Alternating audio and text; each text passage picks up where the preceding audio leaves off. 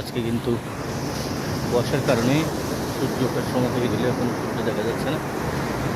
ঝাউ গাছের উপরে এখনো কুয়াশা, চারিদিকে কুয়াশা, কুয়াশাচ্ছন্ন আকাশ। তারপরেও বীজটা দেখেন, বীজটা অনেক সুন্দর এবং কিছু মানুষও দেখা যাচ্ছে, অনেক মানুষ দেখা যাচ্ছে সকালবেলা এই সময়ে। অনেকে হাঁটতে এসেছেন, অনেকে আজকে যেহেতু শুক্রবার শুক্রবার শুক্রবার সকালে অনেক পর্যটক আসেন, তারা এসেই বিচে চলে আসেন। এই এরাও এসেছেন, এসে বিচে চলে আসছেন সকালে। এই যে ঝাউ বাগান,